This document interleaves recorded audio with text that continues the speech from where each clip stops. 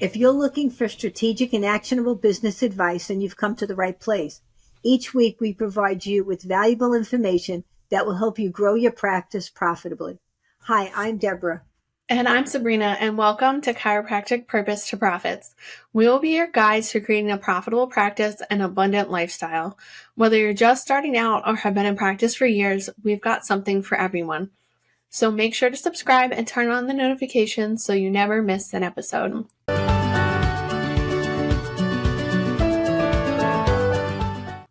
So in this week's episode, we're going to dive a little bit deeper in how you should evaluate your practice now that you're coming to the end of the quarter.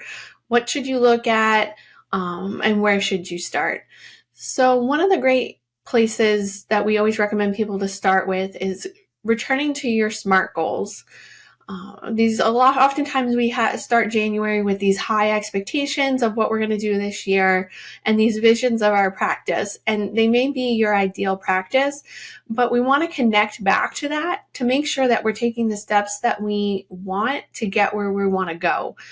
Because the worst part about goal setting is when you realize that you're off track way after you started implementing them, and you're just not taking steps in the right direction. We're supposed to be walking towards the beach, and we realize we're walking towards the shopping center. So that's really where we want to start. Just go back, look at your SMART goals, and really take some time to think about what you've done in your practice this year so far, and are the actions that you're taking, are they moving you towards where you want to go?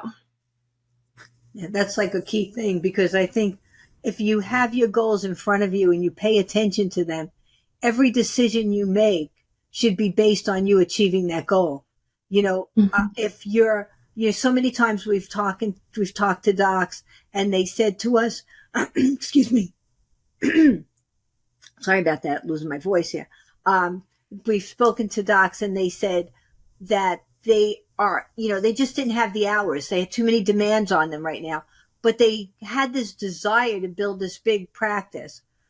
And so they were running on that treadmill, trying to get that practice up and running and get to the big 7-figure goal practice. And when they got there and we really took a look, we said, wait a second, you're actually making less money than you were making before you started this journey. And you're having trouble sleeping at night because you have all this stress in your life. You have to be really clear with what your goals are, and they have to be your goals. I think we all have a tendency, and sometimes I don't want to say women tend to be pleasers, because I don't know if it's sexual based, but I know I'm a pleaser. I'd like to make everybody love what I'm doing. It's important to me. So I have to really be careful to make sure when I write my goals for me that I'm doing what I wanted and not just trying to achieve what everybody else is hoping I would achieve. So that's important. And then keep that in front of you and make sure you're reaching them. And as we're getting now at the end of 6 months, we can go back, take out our goals and say, hey, does this look like the practice I wanted? Or if it doesn't, you know what? I have 6 months to fix that. So let's start now. Right, too. And one of the big pieces of meeting your goals is, are you meeting your financial goals?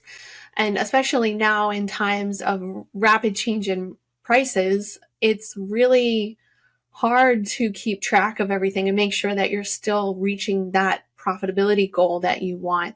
I know there's been times like in my own life where I had set out goals for myself that I was going to save 5% of my income, and without noticing it, I didn't meet my goal because I wasn't paying as close enough attention to what I wanted. And I wasn't keeping that budget in mind.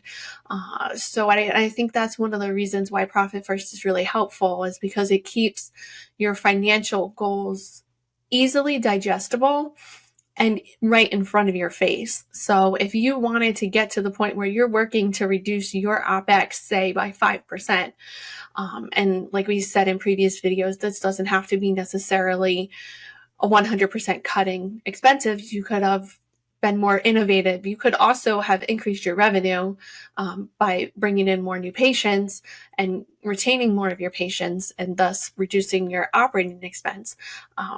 But what's great about Profit First is, since it's based on percentages and it's in those bank accounts, you can easily look down and say, nope, I'm not meeting that goal that I set out for myself. I really wanted to grow my profitability to 3% this year. And I didn't meet that. The expenses have crept up. I didn't keep my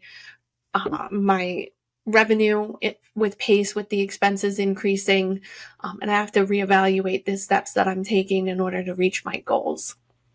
Yeah, that's true. And one of the things when you look at goals, they tend to fall. You have to look at yourself and see, am I right now looking to build? Am I looking to, money is the most important thing.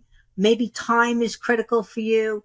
Look at your family life, your personal life. It's never just about the business. Whether you're the owner, an associate, an employee, a freelance, whatever it is, it's really, you have to look at everything in your life. It's not just your business life. It's your total life. And one thing I love today, and I don't know, Sabrina, we chat, one of the great things about our business, Sabrina and I are partners. And what's wonderful about it is we do have an age difference between us, if you haven't noticed. But that age difference gives us some very interesting insights into things. Because as much as we think the world changes, we'll be talking about motherhood and I'll go, yeah, I had that same problem, X number of years ago as she's experiencing now in business. And you can't eliminate the personal aspect when you're trying to look things up and trying to plan your goals. So really be honest with yourself, be fair with yourself. Don't feel like you have to achieve something that's impossible for you to reach. It might be your goal, but maybe in your circumstances, you can't get to that point now. Because otherwise you end up failing, and failing it's good to fail because that's how you're on your way to doing something great. You have to take chances, but you want to make sure that you're still inspired. And if you have unobtainable goals, you can't be inspired. I always, from my early days in accounting, this might be boring to some, but sometimes you have to go through the whole alphabet and look up things for receivables and making sure everybody's paying when you first start out. And I used to say, when I would get to the letter E, I would take a break and give myself a reward because I got to that letter. And then I would do it for H and M and Q. And I had like all these rewards. And somebody said, why do you keep celebrating? Well, you just did. I said, because then I'm much more motivated. I'm like, yes, I can do it. So make sure your goals are obtainable. I always feel obtainable goals just lead to bigger goals. So we're going to look at the 6 months. We're going to be hard on ourselves to say, did we do it or not? But we're going to make sure our goals are obtainable.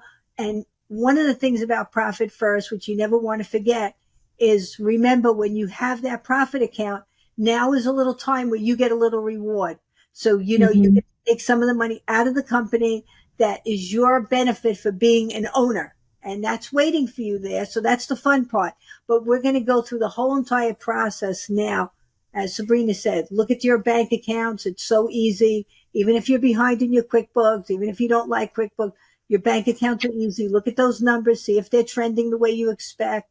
Look at what your revenue is, what's in there, and go out and go and do it because Profit First makes it work for you. For sure. And just like you said, one of the greatest things about Profit First is those little incremental rewards. So on your way to 5, 10, 15% profit, you're celebrating the 3% profit that you got to because it's better than you had last month or the quarter before.